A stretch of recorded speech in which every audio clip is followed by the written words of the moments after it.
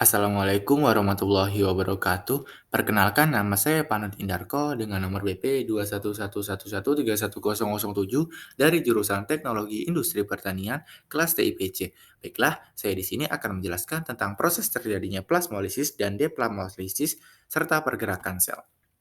Yang pertama, plasmolisis. Plasmolisis adalah lepasnya membran plasma dari dinding sel pada sel tumbuhan. Plasmolisis terjadi jika sel tumbuhan diletakkan di larutan garam terkonsentrasi atau hipertonik. Sel tumbuhan akan kehilangan air dan juga tekanan turgor, menyebabkan sel tumbuhan lemah. Tumbuhan dengan sel sel dalam kondisi seperti ini akan mudah layu sehingga kehilangan air lebih banyak yang akan menyebabkan terjadinya plasmolisis. Tekanan terus berkurang sampai di suatu titik di mana protoplasma sel terkelupas dari dinding sel menyebabkan adanya jarak antar dinding sel dan membran.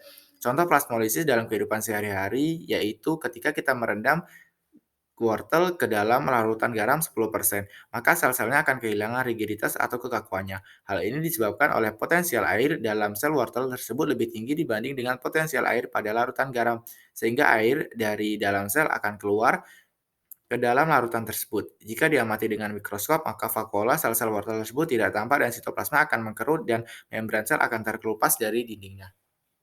Yang kedua, diplasmolisis. Desplasmolisis yaitu menyatunya kembali membran plasma yang telah lepas dari dinding sel. Deplasmolisis terjadi jika sel tumbuhan diletakkan di larutan hipotonik. Sel tumbuhan akan menyerap air dan juga tekanan turgor meningkat. Banyaknya air yang masuk ke dalam sel akan menyebabkan terjadinya desplasmolisis.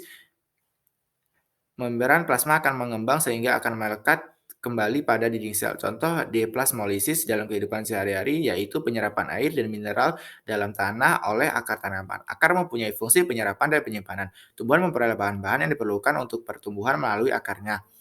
Kemudian pergerakan sel. Pergerakan sel merupakan salah satu ciri dari sel hidup. Gerakan ini disebabkan adanya aliran sitoplasma atau sitoplasma serami.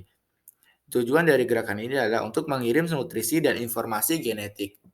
Contohnya pada gerak rotasi pada daun Hydrilia verticillata. Panah pada gambar tersebut menunjukkan nukleus dan plastida. Kemudian gerak brown pada filamen bunga Roy discolor. Panah pada gambar tersebut menyebutkan butir-butir mikrosoma bagian dari polioplasma.